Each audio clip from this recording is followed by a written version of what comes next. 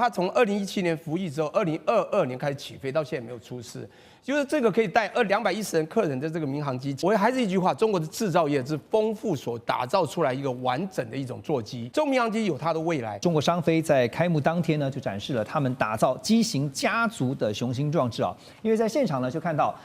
中国大陆呢这边展出了采用164座3舱布局的 C919飞机，还有呢 C909公务机。其中呢，这个 C909啊是中国大陆第一款投入商业生产的喷气式客机。那目前呢，已经向国内外的客户有交付超过170架的这个量。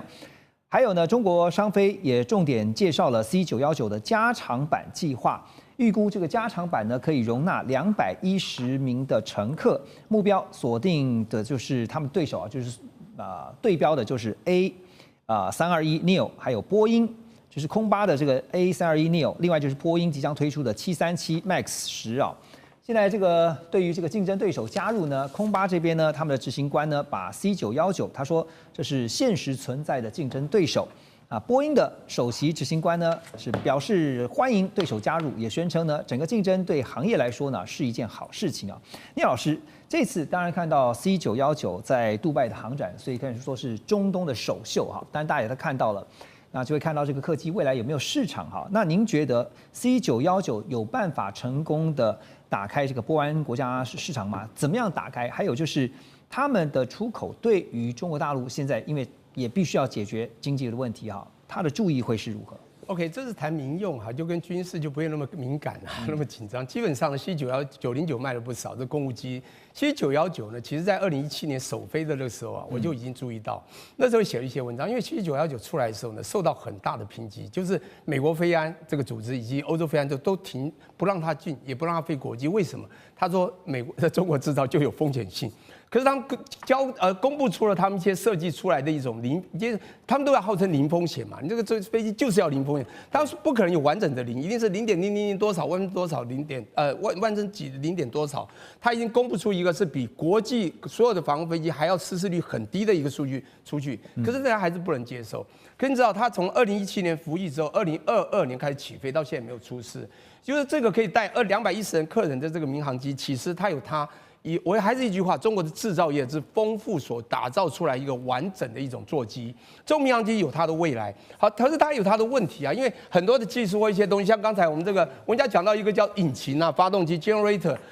它要靠美国，它一直要靠美国，你知道吗？美国那个 CFM 国际这个 LEAP 这个工，它就不给你，你知道吗？它5月不就是暂停了？结果后来当又解除，为什么要解除？因为这两边谈，这还属于经济问题，没有那么敏感。所以假设中国有了底气，好，不管在稀土或怎么样跟美国谈判，它还是会放。所以这也就是这属于民用的部分呢，就像之前稀土不是也会放给福特汽车，已经都快倒厂了，还是会给它民用的。所以这属于民用，就不会好像就会有被勒到角落，让你起不来的感觉。所以我觉得它是不是有未来在波斯湾打出市场的可能性是非常有的，因为它只要当然它的安全系数，必须是他自己讲的是这么的安全。你讲飞机要干嘛？就是第一个，当速度你要多快不可能，就是已经够快了，但是飞安是最重要的，对啊，飞安还是最重要的。所以我的意思是说，当这个引擎在这个国际交换它能拿到的时候，它就有人量产。它现在产的也不多了，它只有本土的3个航空嘛，这个中国国际航空、中国南方航空、中国东方航空3家用，它也不会用了10几架。它现在已经在今年10月底嘛，就现在才33架。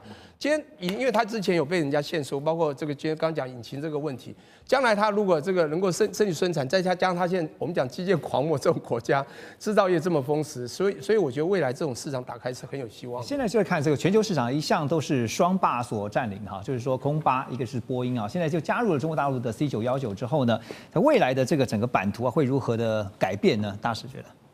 那我觉得这个 C919它只要累积一定的这个飞航的安全数据以后啊，那它就比较可能获得这些两大这些标准制造、标准制定者的国家的这个跟国家地区的一个适航证的给予。对，那一般说起来，欧盟可能会比较先给。那不过这个飞机事实上你不是那种所谓的洲际航线使用的，它是所谓中短程的。是中程的啦，大概飞4500到5000公里，它没有办法飞到更长的距离。那所以它是这种城际间的，或者你大国内之间航线使用的。所以这个飞机一出来以后，事实上中国3家航空公司买了很多架， 100多架了，订单非常的多。可是问题现在其实 C911的产能还没上来，你今天获得大量订单，它也没有办法交货。那为什么它这个飞机它要慢慢的累积它的安全数据以后啊，然后它要得到欧盟的4航证，要得到美国的4航证。对，那其他国家就会跟进，因为美国跟欧盟的4航证的发放的这个标准是各国依据这个判断这个飞机的安全性的很重要的一个国际因素参考的数据，所以呢，它也可以在一些国家进行突破。《纽约时报》最近报道了，美国商务部已经暂停部分美国企业向中国大陆国营航太企业中国商飞销售产品与技术的许可，包括了和这个喷射机相关的引擎、半导体，还有呢某些化学物质和机械相关技术。而这些产品呢，根据了解都是用来生产中国大陆自主生产的国产飞机，就是 C919的客机。C919我们知道是中国大陆自主研发生产的，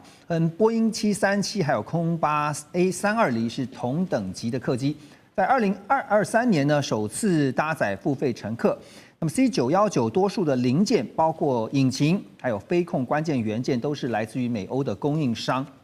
而目前呢，中国大陆想要自行生产足够数量的 C919，因为根据媒体的报道，就是在3月份有个最新报道说 ，C919呢在2025年的产能是从原本计划50架，希望能够提升到75架，一年就要做出这么多的量，上修的幅度高达50%。好，但是呢，几个问题，包括技术质量和这个部分，因为呢。这个 C919这架商用客机最重要，我们都知道飞机其实最重要是发动机，是飞机的心脏。那 C919的发动机呢，是采用美国奇异还有法国的赛丰集团合资成立的一家公司叫 CFM 国际，他们旗下联手生产的 LEAP 发动机。好，可是大家也会很好奇的是，现在看到包括中方这边呢，就是歼35是5代机，可是包括像现在6代机都出来了，所以战机这个发动机都能够生产的出来了。可是为什么商飞这边的这个客机发动机却是要不断的透过采购？所以纪文兄，你了解这个商飞的，就是商用客机跟一般的战机在发动机上特别有什么不同吗？其实商用的发动机和军用的发动机，其实功能和特质还真的很不一样。那军用的发动机，它强调的它能符合它设计的需要，比如说推力够大，然后这个能满足战机那载弹、航程，它相关性能之所需。而商用发动机不同，它强调它有很好的经济性、很好的可靠度，让采用它的飞机。在使用的时候能够飞得够远，使用起来油耗更少，这样才可以让这个作为商用客机，它在营运的效率上能达到最佳化。说白了就是让航空公司赚钱，而军用飞机赚不赚钱其实不是主要的需求这就是注定了商用发动机和军用发动机，它在设计很多这个制造上很多理念。和它的逻辑的不同那当然就是刚才主持人有讲到，中国大陆这几年在这个军用发动机好像获得很多突破比如太行系列、太行 B 型、C 型一连串，还有涡扇15，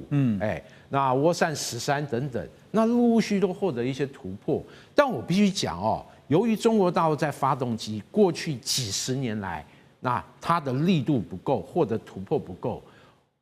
特别在商用发动机，它还是这个处于一个目前在克服许多问题、在攻关的状态。比如说 C919，它确实有考虑到未来采用中国大陆自制的商用这种大涵道比的发动机。比如过去几届珠海航展，它就公布一个叫 CJ1000A 型这种大通道的这个发动机，就是为了供应 C919使用。而且据说最近它很多好消息不断比如说超过1000小时持续运转而没有发生重大的瑕疵。但这样的发动机它还是需要假以时日，比如一系列的测试。这个是没有捷径的，是因此它目前正在与时间赛跑，短期内要这个装在 C919上面，规避叫 LEAP 发动机对它的制约，我认为短期内还是难以实现。OK， 哇，很完整哦。这个是从技术层面去分析啊。那另外从市场层面来分析的话，我们来看2025年呢，上海两会，上海市上海市人民大会的代表。中国商飞的副总经理叫沈波，他说呢，2025年 C919产能将会达到50架。那刚才也特别提到哈，他们预计呢出厂至少要达成30架的目标。那也积极的向海外市场发展，包括看到今年1月呢，中国商飞行销中心的副总叫杨洋，他表示说，公司目标最快在今年的9月份，因为根据报道说呢，今年9月就可以得到欧盟的认证。到2026就要让 C919的客机在东南亚来执行真正的这个飞行任务。所以瑞士管理发展学院的院长叫巴赫，他就强调说，飞机制造业是具有政治影响力，而且是非常大的政治影响力。所以呢，购买大陆飞机呢，不仅仅是商业的选择，还会有非常重要的政治意涵。大使，我请教你哈，因为所以。对照来看，我们刚刚特别提到，美国商务部在这个时候呢，祭出相关的零组件的管制，就是要卡中嘛。那但是会不会太早就亮出这个底牌，还是说把它当成是一种筹码？因为现在美中不是还在90天内吗？您觉得？我觉得都有，一方面也希望卡，另外一方面呢，就是说我的研判可能就跟稀土的谈判是有关系的。因为中国大陆对 C919是寄予众望，中国商飞除了909、919还有929哈。那所以这个是中国大陆一个旗舰性的一个经济发展或者工业发展的一个项目。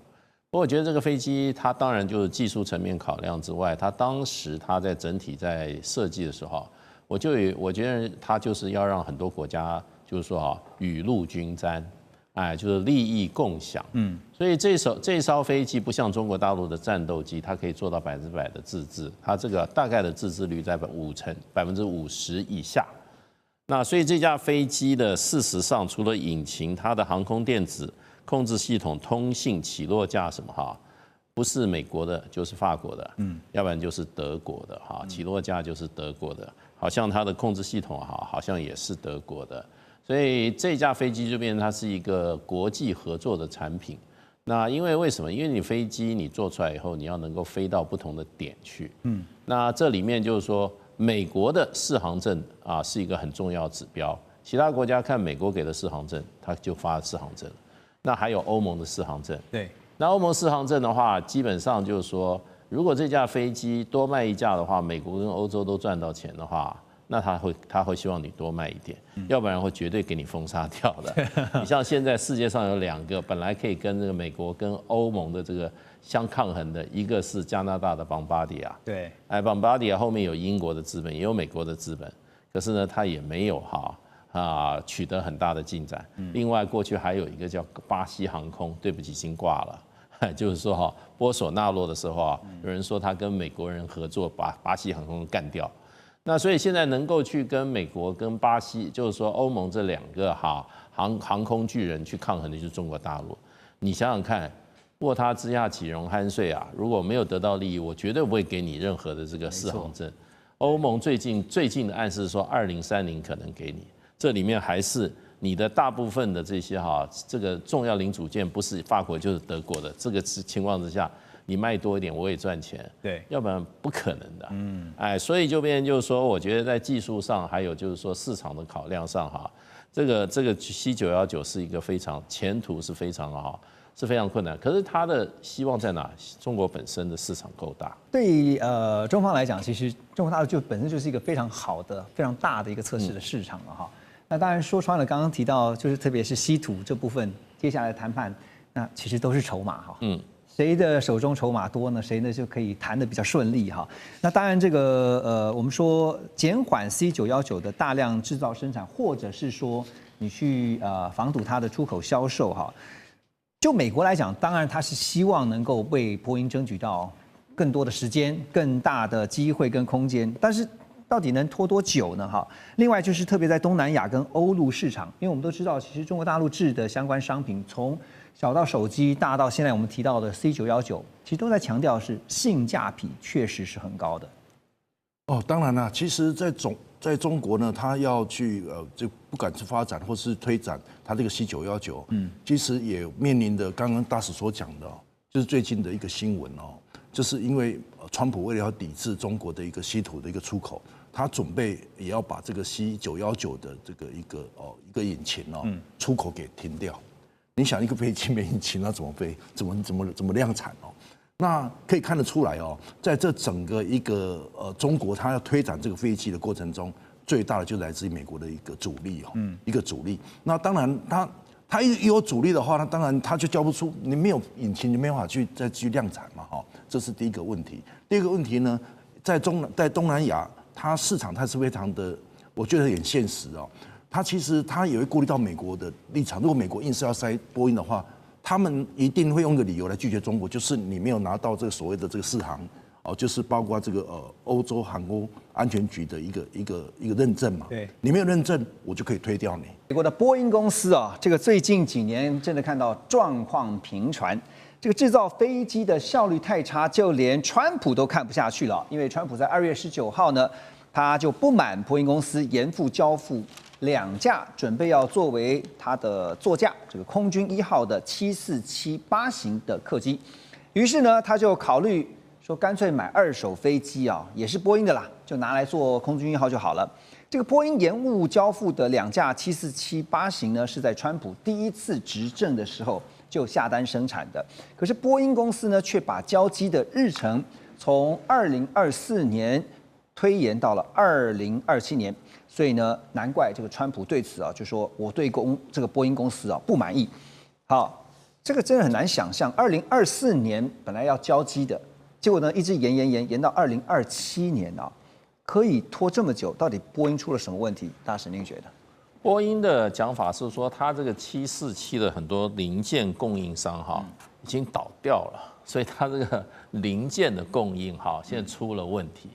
所以川普会有一点起疑，就变成啊，你当时川普是2021下的单，你是说2024要交货，是，当然就变成就川普2025就下台了嘛，对不对？他20251月就下台了嘛，对不对？那你还可以说到了这个哈，到了拜登他也不想换飞机哈，那就拖着，所以他从2024的时候，本来2022他就拖到2027，对。那你问题，川普一上台以后就想起来他当时订了个飞机，结果去波音又说不是2027，2029，那再往后2年啊，2029就是川普要下台的那一年啊，是故意的吗？那川普你说他不火吗？他就是想说你是不是就是不想给我这个飞机，对不对？我每次快下台，你都要在我快下台之前才给。对，你2027的话，我好歹还可以做2年，对吧？我现在2025到2027，我还做个新飞机，对不对？那你现在又跟我说又要拖2年，原本你说他2025是他本来觉得他可以连续执政的，对啊，结果对啊，所以川普事实上是很火，不过现在这个说法，其实747其实已经波音是好像是并没有它的生产量已经都在控制了哈。那就变成它那个飞机是头是翘起来，以前我们常坐，以前我们华航有747，它有2层楼的，你进去以后还要上一层，那上面是头等舱、经济舱、商务舱，那很舒服的哈。那就变成这个飞机事实上话，它其他的宽体客机都已经取代了哈。那所以就变成到底是什么原因？波音我想也不会讲实话。那可是川普这么敏感的人，他会想说你就是不给我做是吧？那不过就变成就是说波音这个飞机，说实话，他今天总统的飞机都可以这样玩，你就知道这个飞机这个公司有多皮呀，对不对？所以他去年2024的时候，他的总亏损已经到了120亿美元了。然后呢，美国现在很多朋友，第一个坐飞机的都在讲说，出事率太高了。出事率太高了，它过去都是737的飞机，最近哈，当然摔的是别的飞机哈，可是问题是美国航空公司的飞机。然后川普又曾经说，美国的 FAA 啊，航空管理署哈有大问题，他们的 DEI 啊，这个哈非常的有问题，就变成他的里面的员工的选用不是靠他的能力，而是靠怎么样？靠这种哈。性别公平化，然后这种多元化、包容这3个原则去取的，所以就变成美国现在这个整个来讲的话，我觉得就是说公司也很皮，然后呢政府里面也出了大问题。那川普现在要整顿，那我也觉得很好，很有趣啊。就看他们逼这个波音交出这个飞机。不过川普也很聪明，他说他现在可能想要去买一个旧的飞机，因为他自己做的那个飞机事实上已经35年了。他那个波音，他那个总统，对，也太老了，都危险。对他自己做，川普有时候可能自己想说，算了，我不要做空军1号，我自己那一架比这一架还好。所以呢，我觉得就变成美国，你看做总统的也被公司这样玩成这样。对。然后呢，所以这个国家是不是有的时候在想说，川普这么想改革是不是也确实有他的那个大环境的背景啊？大使讲说整顿是好事啦，因为对波音来讲，你要提升你的声誉嘛，不然的话，你这个飞机一直出状况，其实就会影响到你的销售啊。好，那相对于这个波音现在讲说连2架给总统川普的这个空军1号都延缓交机啊。那对照，如果我们看中国大陆他们现在自主生产这个国产的 C919呢？目前正在快速崛起啊，预计2025年这个 C919的产能将会达到50架，而且就连空巴的行政总裁叫做纪晓姆·弗里，2月20号他也表示说，生产 C919的中国商飞很可能会成为未来空巴强有力的竞争对手。当然，这也打破了空巴在飞机制造业本来都是双头垄断，因为空巴向来这个竞争对手就是波音那使得飞机产业呢从双头垄断要过渡变成3足鼎立的局面，所以现在就变成又是一个新三国了文佳老师，你看 C919为什么能够这么快速的进步？它的关键是什么？那当然啦，其实10年磨一剑啦，因为它其实是2007年启动的这个专案，这个 C919这个飞机研造的一个专案，然后到2017年的成功首飞，然后到2023年的5月正式投入营运了。那其实这么快速这10几年来，它能够异军突起那当几个因素，第一个是长期的这个技术累积嘛，因为其实中国的军机也好，其实他们都能自制的嘛这没什么问题。第二个是政策支持跟市场需求，因为我讲的中国政府的支持嘛，然后还有市场需求，因为你像中国这人这么多对不对？它当然就高铁不够用，还有飞机，尤其飞机更适合这个城市之间的一个接驳对，那当然还有国际市场的机遇因为这个波音737MS 这个系列呢，飞机有些安全，所以那当然就是这个一个机会是空档那加上一个生产力的提升它预计呢在2022年它的提升要提升到50架，就是1年要生产50架。这是相当惊人的，但是我觉得，它还是如果说要去挑战现在波音跟这个空中巴士，我觉得还有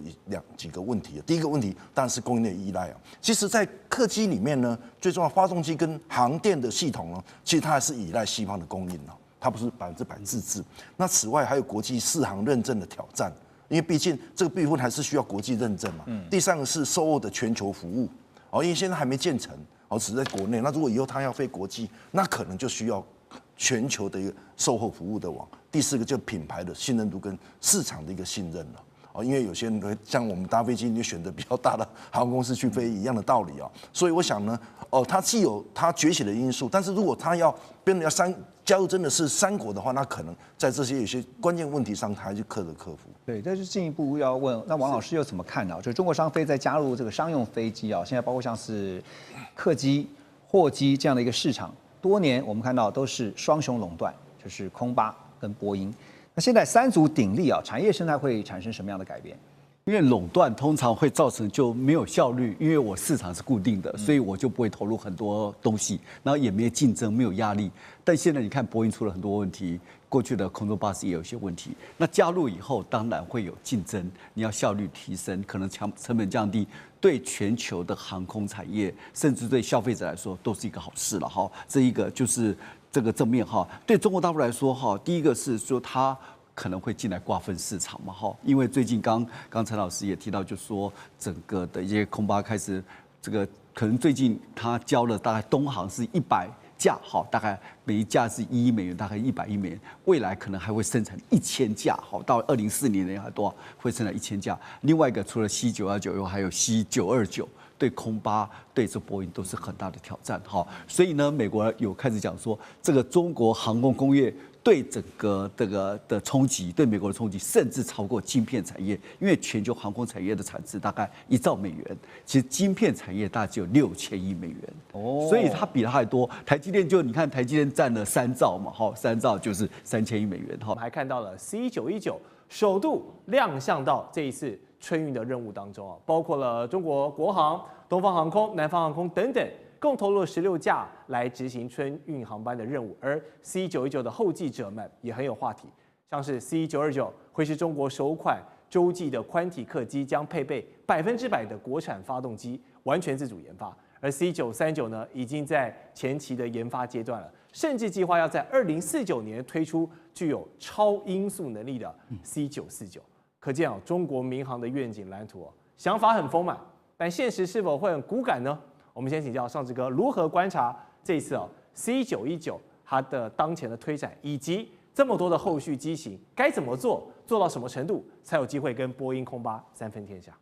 今年春节其实这个就可以有16架，特别是从上海飞北京啊，然后飞到成都都可以做到这个 C919。当然，大家对于中国大陆的印象 ，C919不是就是2024年这1年来的事情，怎么现在喊到 C949了？所以在中国就是这样子就描绘愿景，我们不能说夸口啦，当然必须得说，它其中还是很大的关键，就是在今年的2025年的1月1号元旦的时候，大家已经在中国大陆的民众已经看到 C909的飞正式飞 ，C919也正式飞了，而且。其中最大的关键是，原先 C919在早先一开始设计的时候是用美国跟法国合作的这个 LEAP-1C 的这个引擎发动机，但是呢，现在已经全面改成由中国大陆全部100%自制研发的 CJ1000A 的这个新的发动机这个发动机已经成熟了。那未来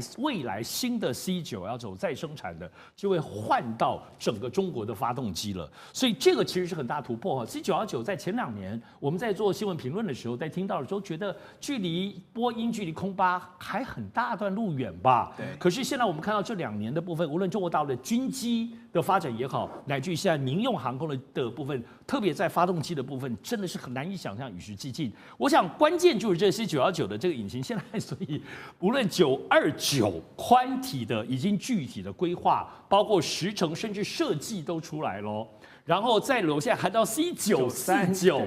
949中间还有939也会有939是929的再 update 一点点。949什么概念呢？就是包括它的超音速。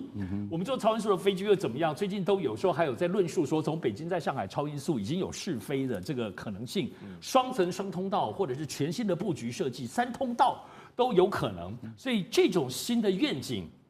虽然我们现在听好像是不是想得太远了，可是我想最关键，当你的这个引擎已经做出来的时候，再加上今年已经正式的运营，要知道中国是这样子，还没做之前，你可能觉得还在雾里探花，但是活生生的东西做出来，正是在用的，就像我们看到中国大陆最近在海军、空军一样，与时俱进，1年后都是超过难以想象的。所以这里体现的还是中国大陆现在整体，我想不只是他们的科技。航空业的最大的关键，它不是飞机而已，它包括航空业，涉及到观光业、制造飞机的制造业，它就像汽车业是民间地面上带动引擎，航空业是一个国家整合航太技术、产业跨产业，还有最先进的安全，像他们现在就有一个监控系统是非常新的，叫做南航天童系统，来监控所有一切。据说是跟现在波音跟空巴是完全不同的思路所以越南很快就会用到 C919了。所以国际线有可能真的在2025年，我们看到越南之外，其他国家也会开始采用了。是。好，我们再来看美国这边的这个航空公司，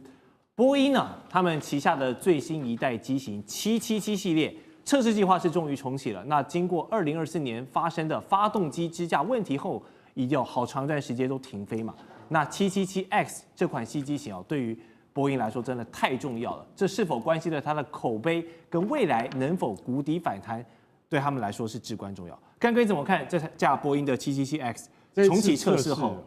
非常重要，你知道为什么吗？777X 它就是7779，777-9就是美国波音公司能不能再拾回信心的一架飞机。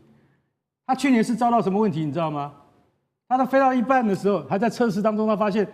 引擎的支架那个数据不对，飞行员还没有感觉到，但是电脑告诉你这个支架有问题，有问题了啊，所以他那个时候下来就想说，好了，你又回到你的技术层次去，我基本问题根本没有解决，但好在它是测试当中。因为波音777的前身，不管波音777 200ER 或是300ER，在全世界的主要航空公司的口碑都很好。可是787 MAX， 787 MAX 跟737 MAX、737 800不断出事情，对，只有777是最后的愿望，最后的希望，最后的希望。所以这是1月16号重新恢复测试之后，加强了波音的信心。但是波音今年其实很惨哎。因为他就说去年一整年啊，他总共交付348架飞机而已，他减少了35%，也就是说飞机是越做越多，因为订单越来越多。你知道现在欠多少架飞机？波音的订单上面有 list 的要交的飞机5595架，快要5600架，这么多飞机交不出去，什么时候才交得完？在12年才交得完。波音遇到了这么大的困难，但是订单还是在。你了解我意思？空巴呢？空巴2024年必须交766架出去，结果空巴交了760架，只有6架没交。那个一比，我跟你讲，那个纳斯达克一看就知道那个股价不能比嘛。所以空巴当然它的规模没有波音那么大，空巴在全球的那个市场当然不是波音的对手，可是空巴的安全系数比波音高得多，那当然你就没有话讲了，对不对？所以将来就现在奥伯格是谁？奥伯格就是波音新聘来的 CEO， 说不会再坏了，不会再坏下去了我会想办法振衰起弊把它给拉回来。但真的拉得回来吗？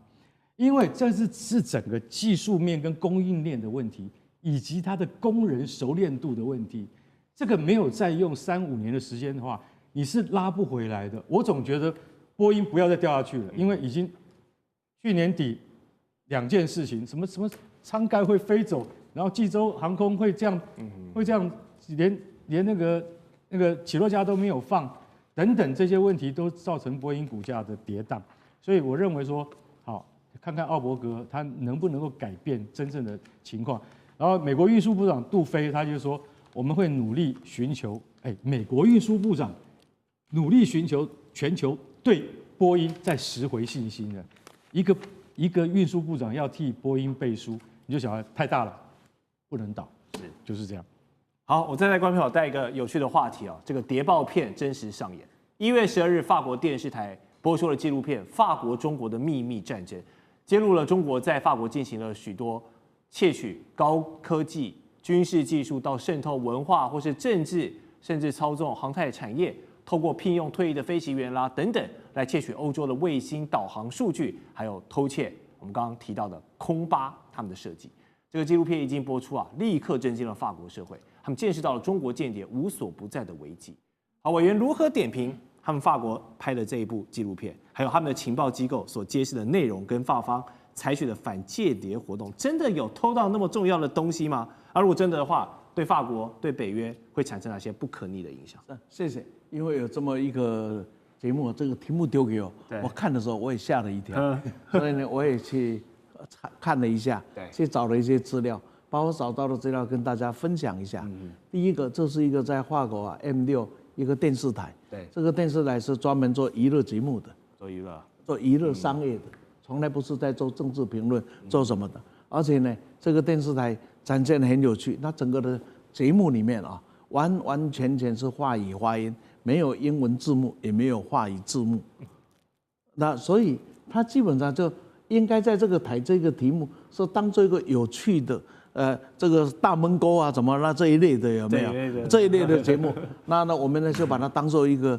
很 serious 很严肃的一个题目来看。那首先我把这个定位把这个定位先了解一下，然后我们再看它的内容。我对它整个的题目的内容很简单，是标题耸动，内容拼凑。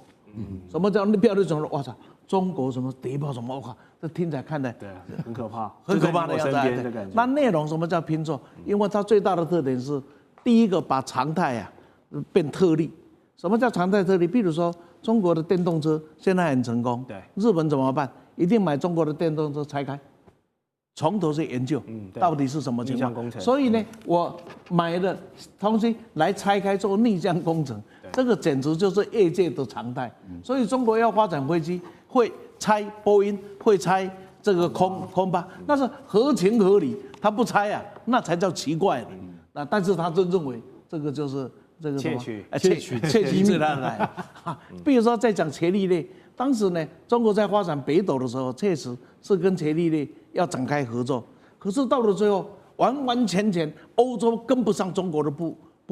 这个步伐。那美国呢是把中国在这个部分是全面的封锁。那这个情况下，完完全全都是一个一个自己摸索出来。所以目前呢，整个的情境是完全呢是没有办法来做比较。至于什么军事人员流失，这开个玩笑的讲吧。全世界哪一个国家没有去应用外国的飞行员的？带观众朋友来了解中国自主研发的 C919大型客机话题。这架飞机首度执勤从上海到香港的航线了。对于这个飞机的宽敞感啦，还有乘坐体验呢，香港乘客们普遍是给予了正面的评价。不过后勤端哦，就有一些挑战性了，因为香港现在只有1名的这个持牌工程师，他负责维修 C919这个机型。所以说 C919的维修人才短缺，这个是需要克服的。另外还有能否通过欧盟认证，真正打进到西方市场，这才是对 C919的终极试炼。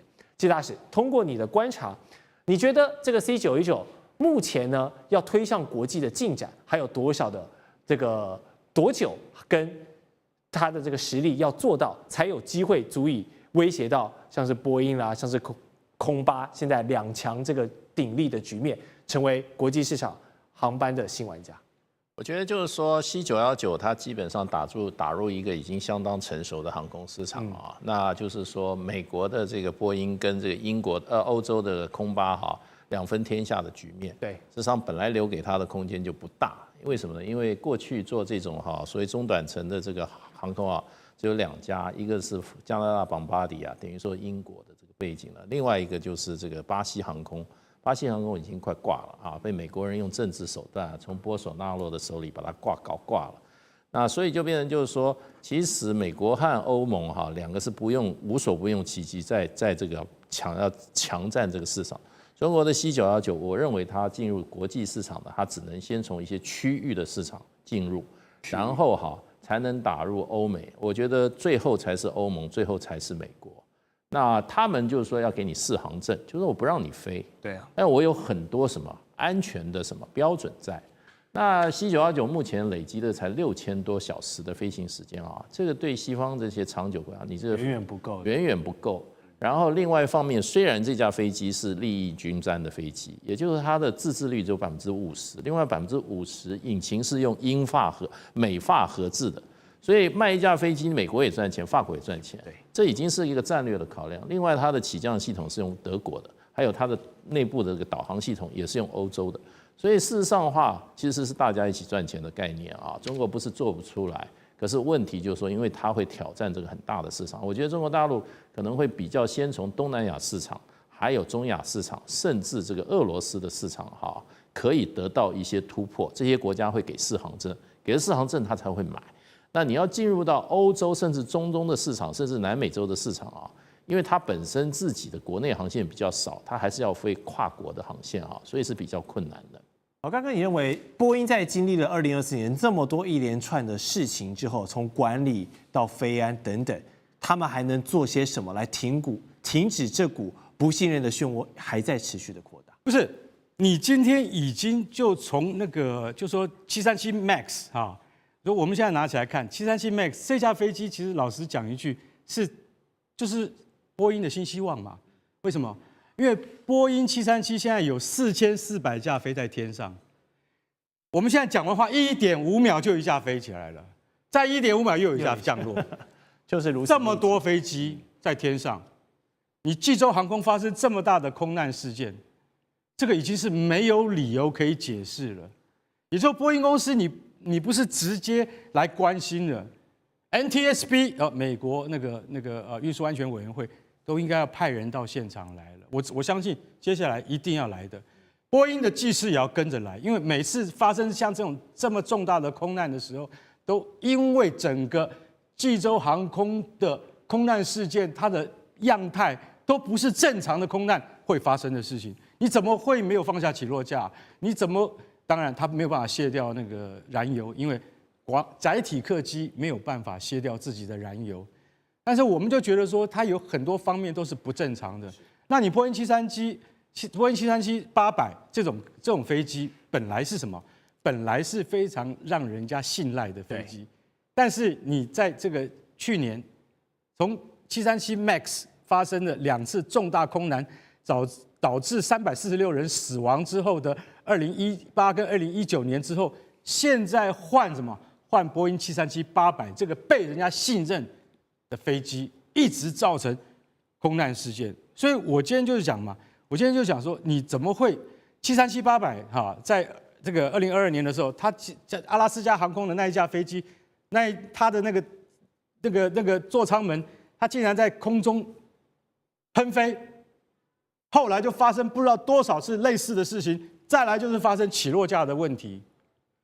造成了去年这个8月到11月这个长期的罢工，最后波音是好，我认了。我用这个加薪38%来让所有的员工再回来上班，不然的话，我跟你讲，波音到现在就停摆了。可是这个38%的加薪是4年才做得到，不是我马上就加给你啊，没有那么快啊，因为波音赔钱嘛。当然，你要知道是标普还是穆迪，他们都有讲，他说这波音今年它已经足足亏损了26%。那真的在这个美股上面一看，哇，这个绿的太可怕了，是谁？就是波音。可是波音它又因为它本身的那个公司的性质非常特殊，它就算它的季度股价赔掉32%，你还是不会让它倒的原因，它跟英特尔一样，不能倒，大到不能倒，大到不能倒，尤其你是军工复合体，所以不能给你倒。可是波音一直在出这样的问题，虽然说最近有讲说效率已经开始有提升了，为什么呢？因为他说已经换了执行长来了，换了一个 Altberg 执行长来，他其实是真正有进步了。但是对于波音整体的问题，我觉得如果济州航空这件事情没有好好解决的话，问题还是会一再发生的。那我们点评波音在民航界，不管是决策的失误、设计的失误也好，是否反映美国这个国防工业潜在的问题，还有包含五角大厦过度依赖波音，会不会埋下美国国家安全的隐忧？那如果他们不做一些大破大立的整顿跟反思的话，张军认为波音还有机会重返荣耀。因为最近这个济州航空的事情都吸引大家对波音的注意。其实波音是美国军武的一个很大一个生产商哈，包括爱国者3号都是爱国者3的这种导弹都是他负责生产的。那另外有很多军用的武器都是在生产。那当然，这个爱国者2号在这个曾经发生过一次很大的一个军事上面一次很大的灾难，就是在波湾战争的时候，爱国者2号飞弹没有对伊拉克的导弹飞毛腿飞弹实施拦截，所以造成整个军营被飞毛腿导弹击毁，然后阵亡了50几名的美军的官兵。那次事件之后，当然那时候美军来讲的话，波音公司有去调查，到底什么原因？后来他发现说是不是这么简单？你是拦截就拦截，因为它没有变换阵地，那必须要跟天上卫星能够连线，然后他才能够知道说是这颗导弹是什么时间发射的。那我讲这个就是说，以前来讲的话，你感觉到波音来讲，他们还蛮专业、蛮敬业的。对。那接连发生这么多的这种飞安的事件来讲，我们不得不怀疑。这到底是几率的问题还是科学的问题？几率你可以说是这个运气不好嘛，这个因为飞行员操作人为的问题，或者是说某一个这个地面上面的这个地形来讲出了问题，基于运气不好。但如果接二连三都是波音在发生，而没有其他的空客没有那么多事件来讲，我们不得不怀疑这就是科学。什么叫科学呢？从飞机的设计开始，飞机的组装到维修到保养到人员的训练培训来讲，这都是科学的问题。那如果说是这个是一个科学问题来讲的话，我们不得不担心说是波音它在航空工程，除了说飞机之外，它太空的工程，然后甚至于它的这种军武方面、武器方面，是不是也有类似的问题出现？就是这个科学家、这些维修的人员，他维修飞机，他用偷懒，他用便宜的零附件，或者是他的工程人员没有经过很专业的训练，他为了节省经费，不用资深的工程师，而用一些这个比较便宜的临时的新手，然后用比较低的工资。据我了解波音他们用的很多的工程师，现在是印度斯坦航空公司来替代他们自己本身的成本，因为他们自己工人比较贵。那